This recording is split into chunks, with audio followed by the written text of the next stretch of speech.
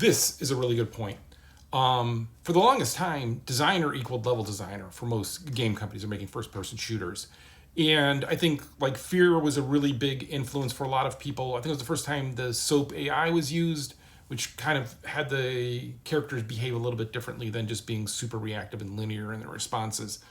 Actually, Craig Hubbard worked on this, who also, more importantly, worked on Nulf. You should go check that one out. I think that's still available. But yeah, it was really all about like the sight lines, the elevation, making combat arenas, like understanding sneak and like giving possibility to players where your agency was actually limited, but it felt more in control because of the space you were going through and your understanding of it.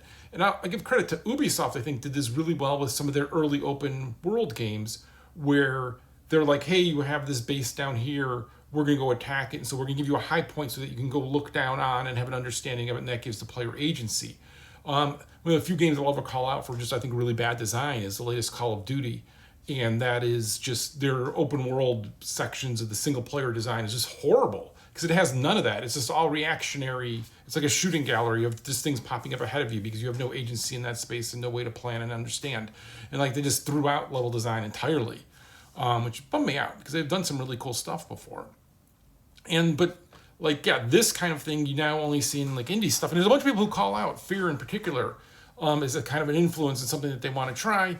I haven't found one that really does that and goes all the way through. I found some that does kind of the more Half-Life style. And that kind of worked for me. Attica was one that I really liked. Actually, I was thinking the other day going back and playing Half-Life 2 Episode 2. I worked on it. It's been so long. It was like 20 years ago. Oh, 20 years ago. A long time ago.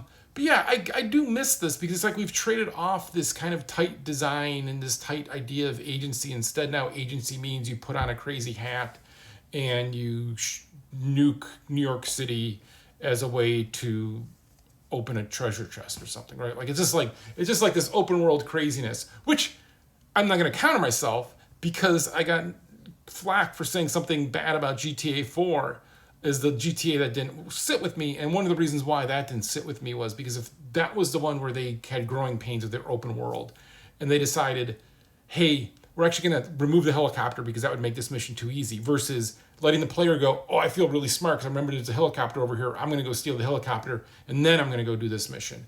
And that felt really bad to me. And so like it is this fight of this. And I wonder as we go forward if people will just learn a better way to navigate this. Because there'll be a point where we just, it's Spider-Man in my game again. That's awesome. Like, there's going to be a point where we get sick of that, I hope, right?